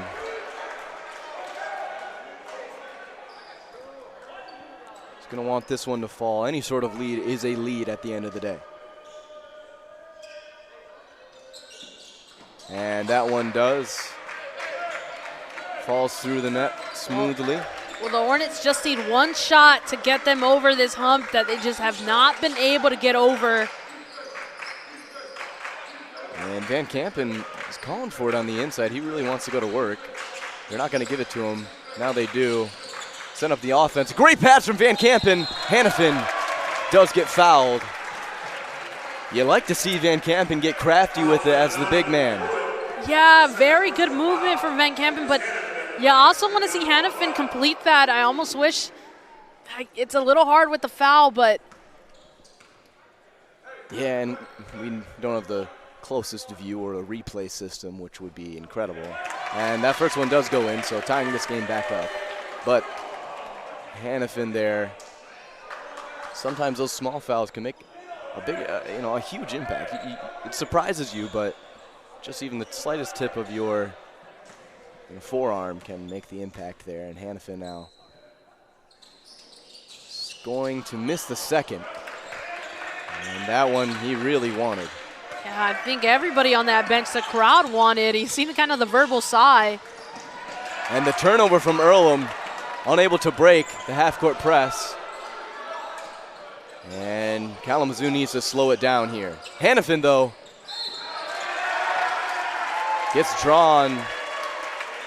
draws the foul. And Newton pretty upset about that one. Yeah. But he's actually being pretty kind to the ref about it. He's upset, but, it's one of those kind upsets. It's a conversation, really, Right. about what happened. Yeah, really good draw from Hannafin, though. And he saw the mismatch, or he felt there was a mismatch. And on the 1-on-1 opportunity, he misses the first. So Earlham gets the rebound, bailed out there. Now this half-court press. Kalamazoo ran it yesterday and had a pretty successful doing so. Bannerman really wanted it to go his own way. We all saw it did not go off Earlham, sadly. Hey, you know what? Sometimes if you can sell it just good enough, right. Every now and then it goes in your favor. So if you want to continue selling it, I don't see why not. Now we see Goodman come in for the first time. Curious what the game plan with him is. Possibly a shooter. And now they're running this 2-3 zone. Earlham trying to break it. Multiple people on Hardiman, and Hardiman swallowed up by the defense. Trying to shoot over 3 guys there. Yeah, you got time for a really good possession right now. Seeing how Sompa's going to set this up. And with 20 seconds on the clock, Maya, they're going to call the timeout with 11 seconds on the shot clock, 16 seconds in the game. They're going for the winner right here. Yeah, okay, I'll flip the question on to you. All right, who's taking the last shot then? Who do you award that shot to finish off the third quarter? Well, first, let's make sure all the same guys are staying in. I know Nelson Sompa will be in. And to be honest, I don't think Sompa is going to take the shot, simply because he's such a good ball handler and is able to find the open players. Bandemer, he's been so quiet this game, but he is such a silent killer. If Bandemer gets the ball, has any sort of opening, he can make you pay for it. He's shown up in clutch time against Dominican when the game started to come down to the last few remaining seconds. There are a lot of options, Maya. There are a lot to choose from. Yeah, there what really do you think? is. I mean, I really think it depends whether you're going for the 2-point or you're going for a 3-point, right? I think if you're going for a 3-point, you give it a Bandemer. Maybe you give it a Blackwood. I feel like you got to go for the 2, though. It's a tie game. If you have to go for the 3, you have to go for the 3. No, yeah. If I say right now, best of choice is doing that too. True. And I think that if Blackwood's on the court, you got to go. But he's not. Yeah, I think you got to go for the drive. I think either Perez or Bandemer is going to be targeted here. Yeah, it's giving Bandemer right now. And Sompa, though, does find the opening. He's got 10 seconds. Sompa, It's ticking down. A lot of movement. He had some room. Tries to find on the outside. Bandemer has space, shoots it. It's way off. That one's no good. Time is ticking. Reddick has some space, loses it. Clock is ticking. I think it was out before 2 seconds. I'm not sure if they'll award a couple of time change, yeah. quarter seconds onto the clock. And now with 1.6 seconds on the clock, this game has got a good chance to go into overtime. When the ball is all the way across the court, you have to get it down within a comfortable range to shoot it. And it's a tricky thing. We've seen Big Ten teams do it before. We've seen big teams like Duke have these crazy football plays where you have multiple different screeners at half court, setting screens for the shooters and sometimes even the big men because they can grab those high-flying balls. And I'm curious what Coach Giard is going to draw up here. I know coming out of Michigan State, he's got a lot of experience seeing what Tom Izzo has drawn up for his team over the years, which is an incredible thing to think about. But also, what type of creativity and who is he going to be looking for is the real question. Yeah, 100% agree right now. A lot of questions in the air. And it's just it's all been about questions and answers this entire game for the Hornets. I say, you know what? You got a little bit of time. We got 1.6 seconds, okay? I think you're going to have to send it into that half-court area range, and someone's just going to have to take a shot from there. I think you're right. And if there's any sort of possibility of getting it within that three-point line on Kalamazoo's half, that'd be the best opportunity. Yeah, but I already know, like, the man-to-man defense right now is going to be tight. It is going to be tight. I'm also curious if they run kind of like a half-court defense as well. Because any sort of shot behind half-court is, I mean, of course, it's going to be ridiculously difficult to make. So I'm curious if Coach Cavaco is going to have his players maybe stand as kind of a, you know, if you were referencing football here, as a three-man back and just protect the rim and the hoop. Yeah, as wild as it sounds, I mean, Blackwood is leading Kalamazoo in points right now. I kind of wish they put him on the court. You hand it off to him, and maybe he just takes the shot. I mean, if he's already on fire, if he's already going, it's kind of, I feel that way. However, you got so many great choices, right? It's almost like you can't make a bad decision. It's just about who do you feel most comfortable about taking that shot right now. Vandermeer, I still think, a very high contender for that final shot. If he can get it off, he can get it off. Definitely. And if we're also looking at the lineup they're running right now, these guys at their heights are probably the fastest in their position. Van Kampen, he's a very, very tall player, the tallest on the team. But for his size, he has a pretty good speed. Sompa, also fantastic and very fast player. Hannafin, we know, is fast. We've seen him all over the place. Perez, also quick. Vandermeer, also quick. So a lot of options here. This timeout is taking an extra amount of time. I think the refs are talking over how much time they want to put on the clock here. Yeah, I was about to say, this timeout has felt a little bit longer. And don't get me wrong, I love to yap about some sports, so I'm not opposed to it. I'm curious to see why the conversation is kind of led on for this long. I agree, and, you know, honestly, Earlham right now, it's tough seeing Smith having to sit out. It's tough seeing Davis having to sit out. Those are your two players you'd want to go to in crunch time and clutch time. So a little devastating, and if this game does end up going to overtime, we're going to be looking at those two injuries as factors for the result today. But again, let's not call it too early. We've got 2 whole seconds on the clock. Earlham is going to be running a little bit of a staggered defense. Hannafin is going to be your inbound passer. Looking for Vandermeer. Vandermeer, he's got 1 second on the clock, just chucks it up. And that one doesn't go through. And so, end of regulation. We've got ourselves a little bit of a thriller here in overtime. Yeah, I was about to say, off the stream, I was talking about how I might need to leave a little early, right? My original plan was to get off stream at 5:30. This game has kept me on until 6. I mean, I was supposed to be out of this building completely, and I still feel like I want to stay here and complete this overtime game. I mean, this has just been a phenomenal show out for both sides. You know, you weren't 100% sure of how either side was going to play, right? You weren't 100% sure on how this game was going to turn out. Was it going to be competitive? Was it not going to be competitive? There's questions all around this game, and now we're sitting here. I mean, it just feels like they're both reached this kind of this wall of, 1, you got tired legs. 2, you got tired score. Like, what I mean is you got tired ideas, and I got to explain myself a little bit, right? No, you're good. I think that both teams are kind of drawing up these same kind of mix of plays that have worked for them, and they've tried something new every now and then, and I think now it's getting to that point where it's like, what else can we try? What else can we do to sink this shot to end the game? And that's kind of why we're continuing past regulation. It's because no one can sink that final shot. No one could break that cycle of you score, I score, you score, I score. So, I mean, you're sitting now in extra time. You got a little bit of a break until then, until the start of the game again. But, I mean, it's all about who's going to kind of take control, who's going to push past that kind of mental block that is tired legs. Exactly, and coming off a game from yesterday, Kalamazoo has got to really be feeling it.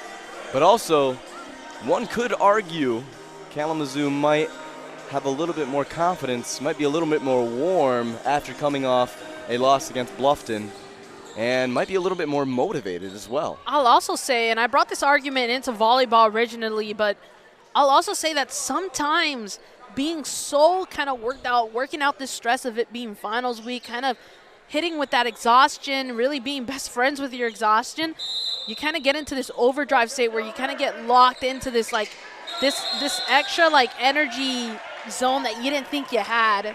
So that could be the thing here. Maybe this is unlocking some new territory for some of these players where they push past everything. And on that tip, it appeared Earlham Hardiman kind of went for the double tap, which you're not necessarily allowed to do there. I'm not too sure of the technical term. But Sompa has the ball. Going quick against Goodman here. And now Van Kampen running the same type of offense. Perez takes it inside, spin move, looks around, Van Kampen has it, confidence, goes up with it, just a little too short as the shot clock was ticking down. 5 minutes in this overtime quarter. So we are at 4:30 now, excuse me, and Earlham looking for a shot. And it's a deep one from Goodman, but Goodman cannot convert. It just hasn't fallen for either team yet. And Perez, this one's way off for Perez. He puts his head down, and now Blackwood is going to be coming in for Perez. Yeah, I would also like to see Koki back onto the court. Yeah, Koki hasn't been on in a while, you're right. And I feel like maybe if you want to be scoring some deeper points, Koki might kind of provide that while also providing some height. Earlham able to break the half-court press, but still trying to break this zone. Time is always ticking. Now we see Goodman give it to the corner to Reddick. Reddick looking for the flash, unable to find it. They got to get a shot off. They got to get a shot off. And Goodman gives it to Newton. Newton short there. Rebound goes to Blackwood. So Blackwood is going to keep his momentum up. And that's going to be called a blocking foul on the shot. If you're not set with your feet, you're going to be called all day. So Blackwood goes to the line for two.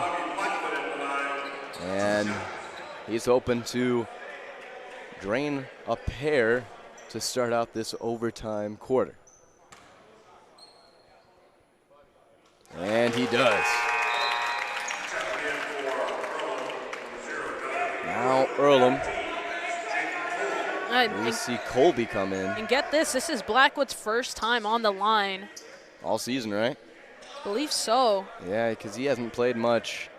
Had a hand injury, which has prevented him from playing. Thankfully, he is right-handed, so. Drains the second. That's beautiful here in crunch time. So he is 2 for 2 now, and then when you needed it the most, that's what you want to see. Newton heavily pressured. And now Bandemer, really tough defense. Earlham's going to retain possession, but a super job from Bandemer there. Now this 2-3 zone, giving Earlham a lot of trouble. They might have brought in Colby as a shooter. And this one blocked by Blackwood. Come on. He's having a game. Blackwood, I mean, it wasn't even a hype matchup that you would think that he can get a block like that on. Straight up, hands up. And now Newton's going to be called for the foul on Van Kampen. He did a little wraparound, preventing Van Kampen from reaching its spot right above the free throw line. Jeez. Losing my speech here. No, yeah, it gets to be that way. I mean, we're in overtime. We've been calling. We did the women's game, and now we're here. And everything builds up. Can't make that one, so no chance of making this a two-possession game. He's going to want this one to fall, though. Every point matters, especially now. And Hardiman comes out. Sullivan is the sub in. And now Van Kampen really needed those two to fall. And now this press. Bandemer again, giving Newton so much trouble. Yeah, Bandemer really working for all the turnovers as much as he can. I mean, you kind of want to see the ball in his hands a little bit more often, see if he can get a shot off. And Newton unable to hold it there, able to retain it. Reddick back out to Colby. Pruitt to Newton, able to find the inside. Sullivan, though, doesn't turn. And a sweet block from Van Kampen. Get that out of anywhere near the hoop. That is what Van Kampen said. And Van Kampen, his role today, man, we have not seen a lot of him this season, and I'm so glad it's happening here in overtime. Yeah, the way that he just stepped up right now, I mean, come on. It doesn't matter how quiet you are, how much of the season.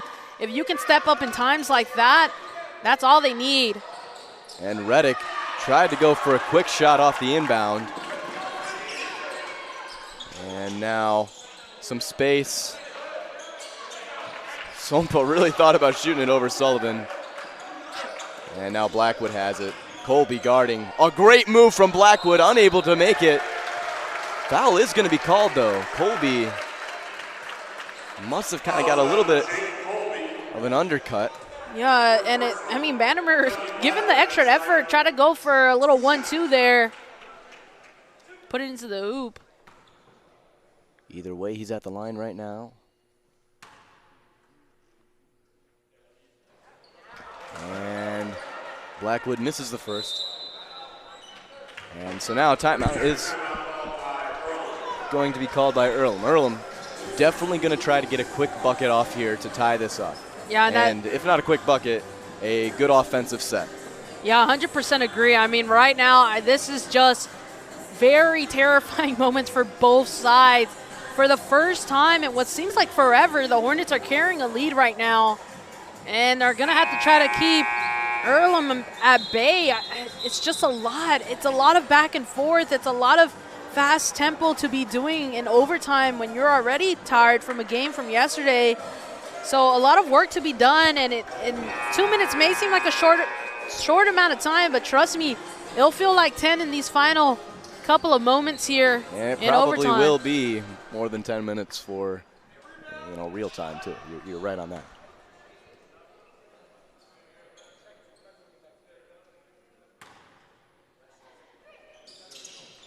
And Dougie Blackwood makes the second, making this a 3-point game. Yeah, and I feel like it's almost harder to make those shots when the whole crowd is completely silent rather than when it's loud.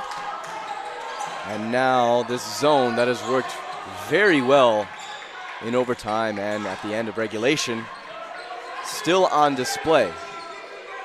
And now it's kind of transitioning. They're rotating around this zone. Great communication from Kalamazoo. Pruitt has to get a shot off.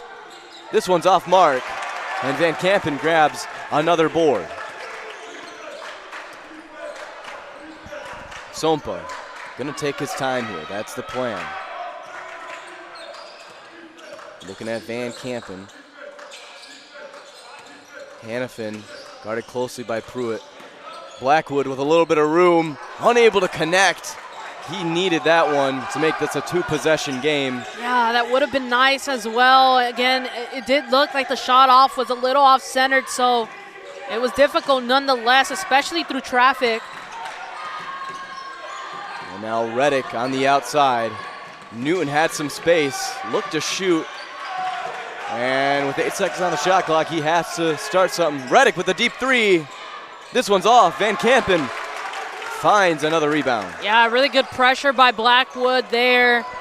Able to kind of keep on him and then apply a lot of pressure in that attempted 3-point. And Sompa took the ball up. They're going to take time off the clock, but you still need to be persistent in trying to expand this lead. Hannafin really tries to. And now we're looking at Newton trying to argue that was a jump ball. Hannafin kind of gave a little jump. So Hannafin really, he just needs one here, and that's all. I mean, you want to make both, of course, but. Yeah. Newton is still a little upset over the call. And he got that one. It's a 4-point game now. So you know it's going to take more than one shot. You know you got less than 40 seconds. Yeah, sitting around 35 seconds. It's enough time to score 2. But that one is a miss. So Earlham going to try to score quick here. Pruitt surveying around, gives it to Colby. Probably going to go for a 3 here unless they can find a break. And they do. This one's close. A timeout is called by Earlham. Van Kampen got a little bodied in the paint from Sullivan. So now 20 seconds on the clock. 60-second timeout. And a 60-second timeout from Earlham. I mean, yeah, you got to cook up something crazy here. you do. And I think with 20 seconds, you know, if you get a shot off within the first 5 here, even the first 10, and get a quick foul afterwards, there's still a pretty good chance at coming back in this game with all the free throw troubles Kalamazoo has had. Yeah. And I know Coach Giard, he hasn't had a lot of time to practice with his team the free throws because they've been on a 3-game stretch just kind of constantly playing. I know after these last 2 games, they're going to be on court for a long time, shooting free throws with each other. I remember an old rule some coaches used to have is you can't leave the gym until you make 10 free throws in a row. Yeah, actually, that's what it was for my high school basketball team. It was, you know, you gotta consistently make, I think it was 7 shots. Yeah, and free throws win games. That's really all it is. If you can't make them, points will be missed. Now, you'll often hear Tanner White talk about how flags on the play in football come up and haunt you later on. Well, same deal here with basketball. Now Reddick passing outside to Pruitt. Pruitt needs to get a shot off. Guarded closely. Reddick, they're going to call a foul on this 3-point shot. So he's going to the line for 3 here. And Reddick, this is, I mean, a quick shot would have been nice, but this is just as nice, getting to the line for 3. Reddick. And I wouldn't even say he should only sink 1 or 2. I think he needs to do all 3 here. And that first one's good. The pressure is on as Newton's going to come in after this next one.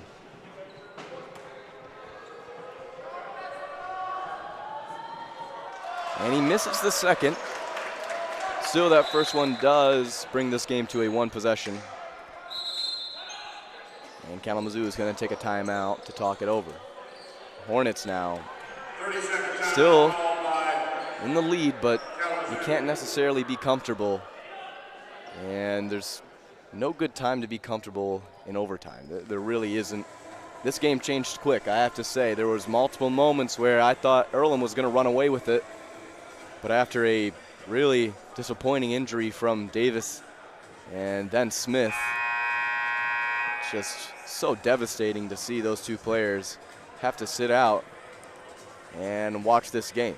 Yeah, it's definitely played a role in how this overtime has continued, right? And to the fact that the Hornets are leading right now. So not positive for Earlham, but again, you play with what you got, and they've been keeping it real close. They got an opportunity here. They got to sink whatever they can, and they got to get the rest of these free throws in. And you got 7.7 seconds following the the free throws. And Maya, I don't know if I should say this. There's a small chance. Actually, no, I'm not even going to say it. Yeah, he's going to make this shot. He's going to make this one and go for it. And this one's off. Hannafin gets up high to grab the rebound. I think he was about like 11 feet tall. There is no way he should have been able to get up that tall and get the rebound. Looked like he had a double jump in midair, like Mario, and now he's going to the line. 2 shots, as we just heard. He needs them both.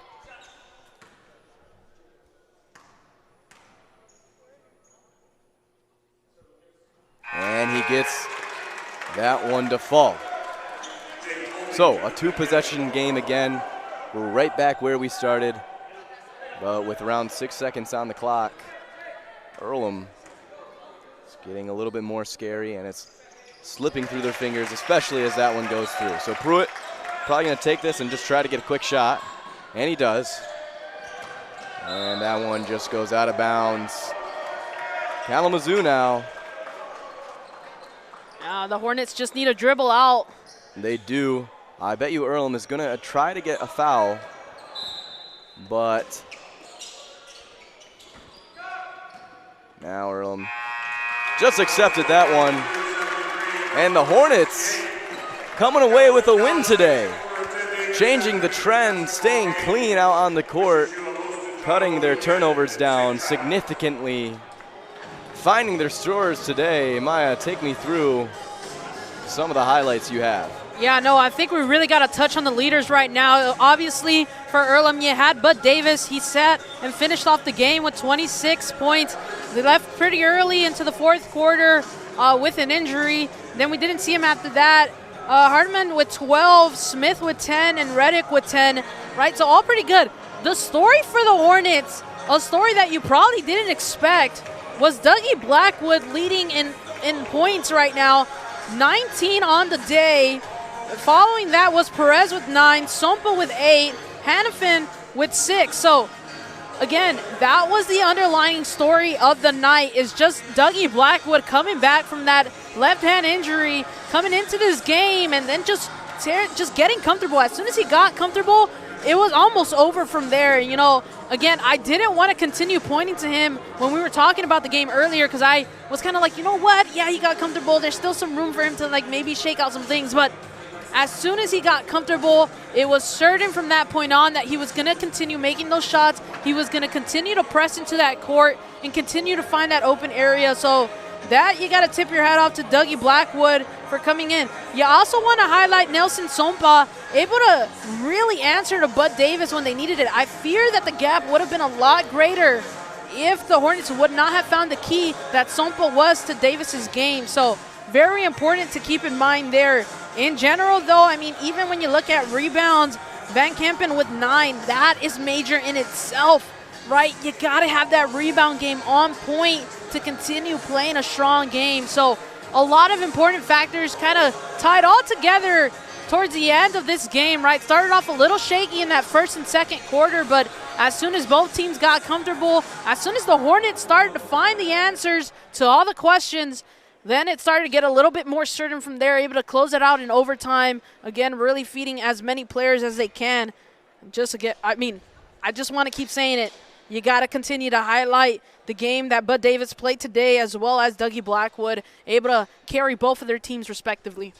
And the trend today for Kalamazoo, it was changed, and it's really good signs that this team's starting to come together and figure themselves out. And so with that, you couldn't have said it any better, given all the stats down and the rundown. And I feel after our long day of the doubleheader of women's basketball and men's, I think it's time to call it a wrap. So thank you all for joining us so much. Maya, any last words? No, I mean, thank you guys so much. This looks to be my last game of the first quarter here of the academic school year, so I probably won't be back until after January. Or during January, early January. But excited to see how the basketball season kind of ends up, and I'm excited to see where this team goes from here. Yeah, me too, and I'm excited to be doing a lot of those games over winter break, which will be exciting. And so you'll be hearing a lot more of me, whether you like it or not. Yeah. And yeah, that sounds pretty good. You wrapped it up perfectly. Well, thank you. I think we're both doing our job pretty well. I think we are. So give ourselves a pat on the back. Hopefully you guys are not too tired of hearing us talk. I got to wish anybody that got a student in finals right now, everybody a good luck. Oh, yeah. On those finals. If not, good luck on those midterms if you're running a semester system. But, I mean, that pretty much covers it for me. I mean, same here. I think we're all good. And thank you all so much for joining us. I hope you had as good of a time as we did. And we'll see you very soon.